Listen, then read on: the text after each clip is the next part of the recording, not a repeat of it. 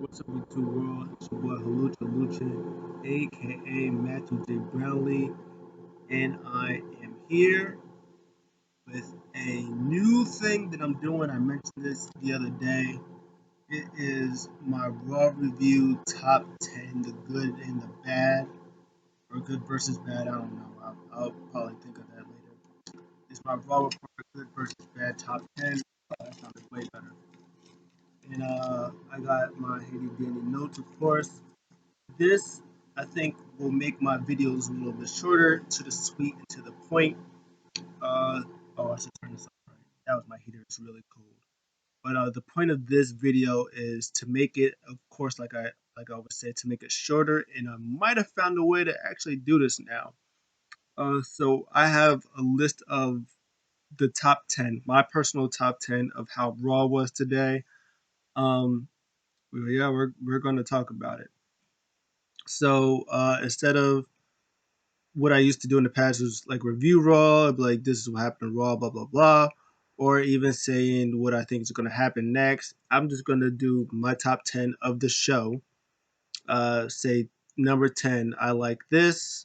So it's going to be like my top 10 is going to be based on 5 good things about Raw and 5 bad things about Raw. So it depends on the day. This week, my number 10 might start off bad, and my number one might start off and might end up good. Or in another day, my number 10 might start off bad, and my number one might end up being good. It depends on how the show was, and this one was hard for me to pick 5 good things from Raw from tonight. Oh, it was a struggle. It was there, but I mustered it up, and my number two and my number one was very close to being to switching, but you'll see what it is, and so I'm gonna get into this top 10, and make sure you like, comment, subscribe, and tell me what you think about this. Do you think this is better than what I've done in the past? Have I found my niche of these Raw reviews and SmackDown and NXT and the ones I'm going to start? This is what I'm going to start doing from now on.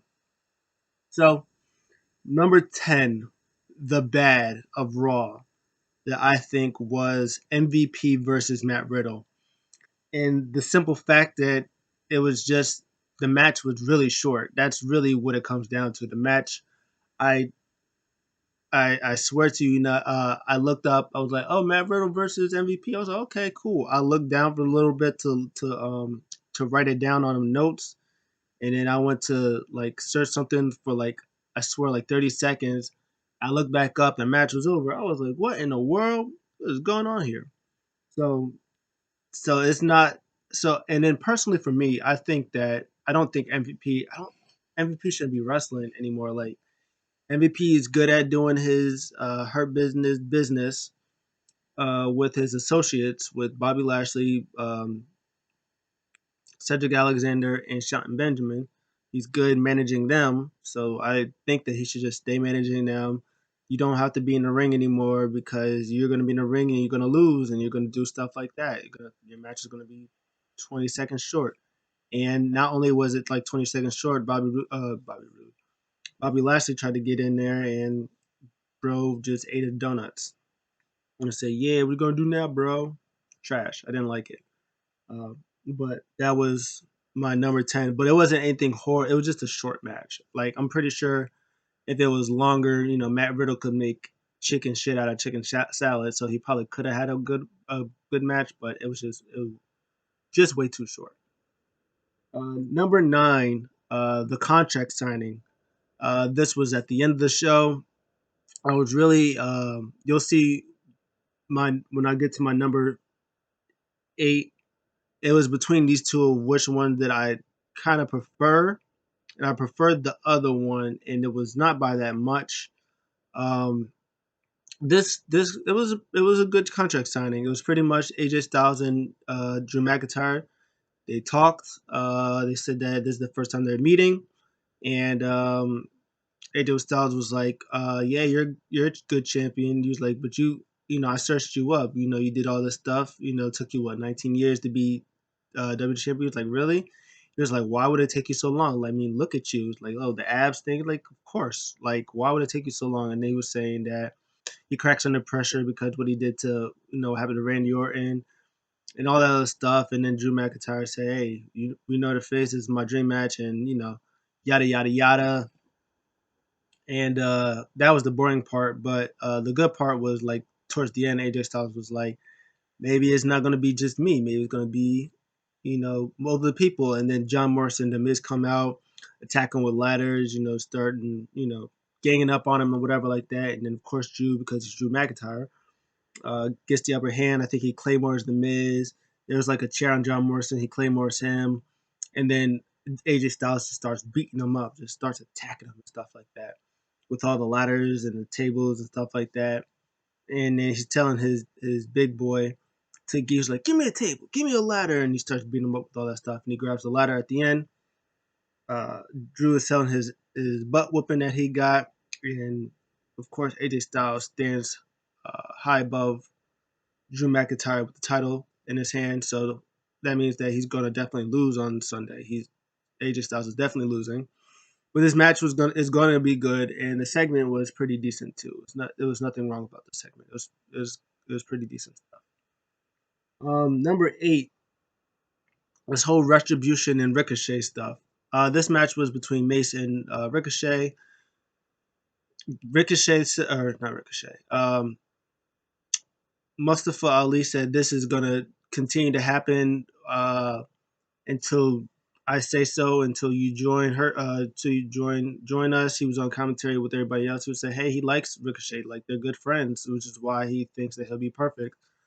But he's gotten all his goons to try to attack him, and the only reason why that this isn't lower in the where it's at number 8 is because I mean Retribution did win. I mean Mace did get a win. The match wasn't horrible. I mean Ricochet is the best, so I mean obviously he can make anybody look good. Uh, also thought it was funny that they kind of alluded to Mace being like they didn't say who he was, but they kind of alluded to him being on the commentary team. Like they kind of sort of alluded that he was Dio Madden because they were like, yeah, so there was like, oh, so why did you recruit Mace or whatever like that? And and so Mustafa was like, really? It was like, I mean, Joe can answer that question for you, can't you, Joe? He was the one that was sitting right there at that table where you're sitting at. He was like, yeah, this was his spot, which was Dio Madden's spot, but they didn't like really say Dio Madden, but they pretty much alluded to that was clearly Dio Madden, but um, he did hit him with like a big like a train driver thing. He hit him with one of those and he kicked out. And then Mustafa said, "Finish him, stop playing around." And then he actually finished him and for the win. So I mean, hey, if this gets Ricochet in his mask and his Prince Puma mask, fuck it, let it rock. I will like it. Let it rock. Um, Number 7, the dirt sheet. So this is the one I was considering between this one and the contract signing. I just thought this was a little funnier. I thought this was hilarious. Has his his nightmare before TLC list, whatever book, whatever. And apparently people like these types of books this time of night. And it was just pretty much his rhyme about AJ Styles. He was reading the book. He was like AJ Styles. He snaps his finger, and AJ Styles is in the ring. And then he's about to introduce like Sheamus because I was like, this is dirt sheet. I was like, but where's Morrison? And then he snapped and saw AJ Styles, and then AJ Styles was like, oh, you forgot my guy, my big boss guy right there. He snaps the finger, and the big Jordan was there behind him. He was like, well, no, I didn't forget him. I had to cut him out because we had to cut the time. So he snaps his finger, and they turned the lights back on him. That was hilarious. And then they did the thing where he was like Sheamus. He snaps his finger at Sheamus, and then John Morrison is dressed if you remember WrestleMania Goes Hollywood, and they had the kilt things with like charge. He looked like an old version of that, which was actually hilarious. And they was just saying that AJ Styles is going to beat him with a whole bunch of weapons or whatever like that. He's gonna climb the ladder and be champion, and then AJ Styles was celebrating whatever, and then Miz goes unless, and then he flips the switch. It was like, oh, what if AJ Styles couldn't handle it? And then the Miz comes in, he cashes the Money in the Bank, and he pins AJ Styles to be champion 1, 2, 3. And AJ Styles was like, bro, that's not the script I gave. He's like, yeah, I know, I gave it alternate ending. It sounds so much better and stuff like that. And they started they started arguing, whatever. And then Sheamus comes out. He was like, "Oh yeah, you guys are really funny, but it won't be funny when I beat you up." And they was talking about the match later, and then it ended up being Sheamus versus AJ Styles ended up being like right after that, and that he beat everybody up and stuff like that. And we'll talk about that match a little later. So yeah, that was good. I enjoyed it. I liked the little skit. You know, sometimes Miz and Morrison with their dirt sheet or Miz TV or whatever it is, sometimes they're hit or miss. But this one, in my opinion, I thought this was pretty. I thought this was pretty funny. Their comedy hits and misses, and I think this one was a home run. Number six, the bad. The whole women's everything that happened with the women's division today. Again, the women's division right now is a hit or miss.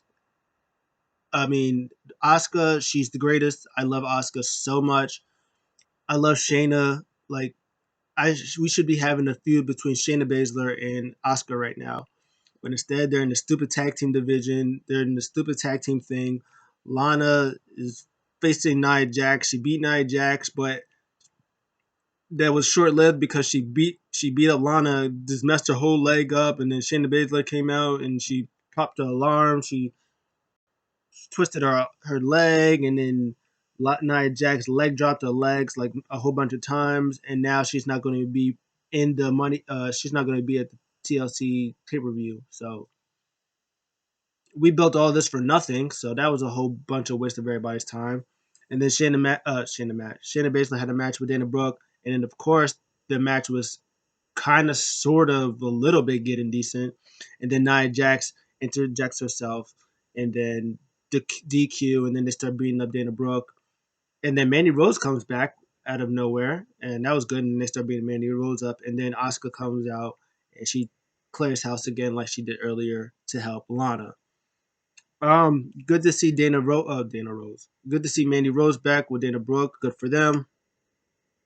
Maybe now they'll probably there's another tag team in the division, and then Asuka is going to probably find a tag team partner who might be Charlotte Flair to face Shayna Baszler and what's her face Nia Jax, because Charlotte Flair needs championships. She'd never hold the tag team title, so of course let her be a tag team champion. Why not?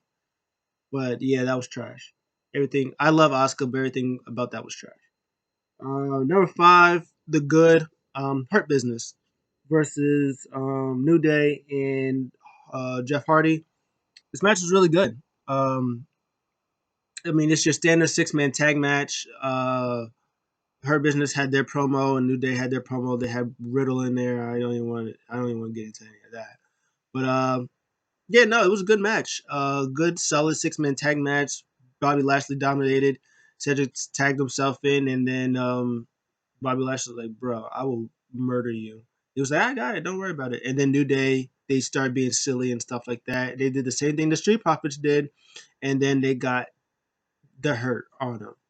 So yeah, Bobby Lashley dominated, put the hurt lock on Jeff Hardy in the end for the win. It was a solid tag. It was a solid six-man tag match, and I don't know if Bobby Lashley is defending his title, but New Day versus Hurt Business is going to be fire. It's going to be great, and New Day is going to win, and it's going to cost, and Alexander's going to cost them the match, and the Hurt Business is probably going to kick him out, or they're going to do something very, very bad to him. Which, if they do, I would not mind Cedric Alexander teaming back with Ricochet, because they need tag teams, and they can go at it together. And probably, now that MVP's old, maybe they can beat him. I don't know, but yeah, that was good stuff. Number four, the bad. Miz and John Morrison versus Keith Lee. It was trash. Keith Lee lost. I don't even want to talk about it anymore. Keith Lee lost. It was bad. I don't want to talk about it. Yep. Number three, the good AJ Styles versus Sheamus. This match was very good. It was not probably this match was the best match of the show. They were very physical. Sheamus is out here being underrated as all types of heck. Sheamus has had a hell of a 2020 since he's been back. He had his thing with Jeff Hardy, even though like the feud was stupid, but they had that barroom brawl match, which was really good.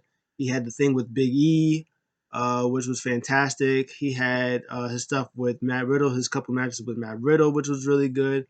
And his match with AJ Styles was fantastic. The stuff that he's doing with Drew McIntyre is fantastic. And yeah, this was physical. AJ Styles is the best. He adapts to everything, and he adapted to Sheamus's brawling style, and it worked really well. He worked on the legs a lot.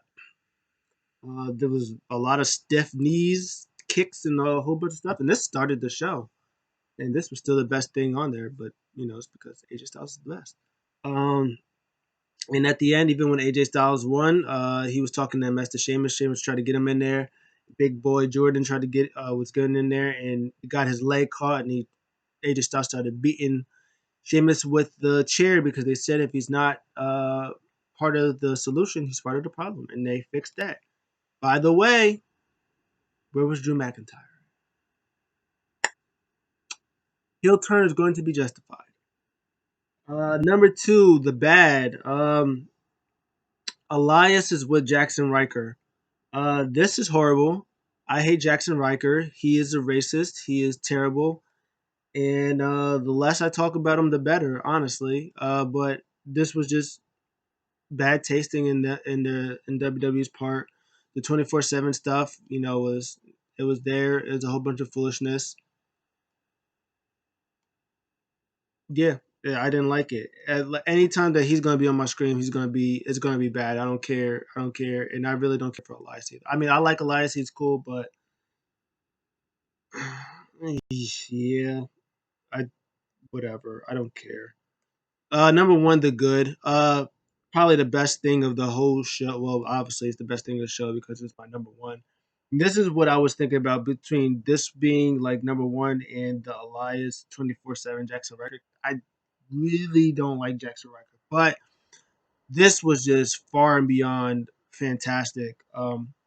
Some people maybe didn't like the foolishness from Bray Wyatt. I like the goofiness.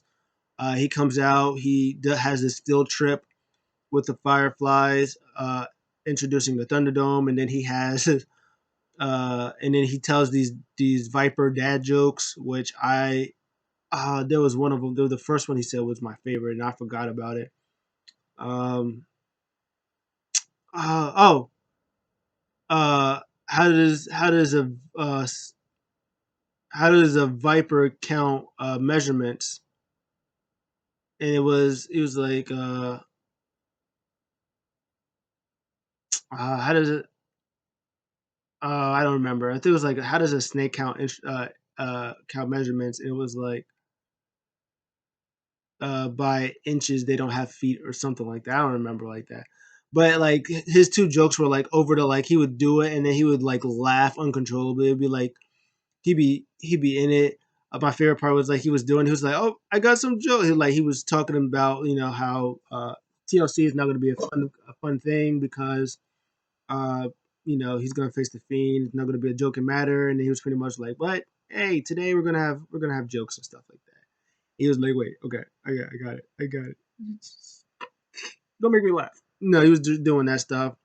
And then Randy Orton came out. He was like, "Hey, funny. I know you like games, so hey, how about we play a game of called hide and seek?" And Bray was like, I can't resist games. Okay, I'm in. So he leaves, and then this is where the Fireflies. This is where they tore the stage.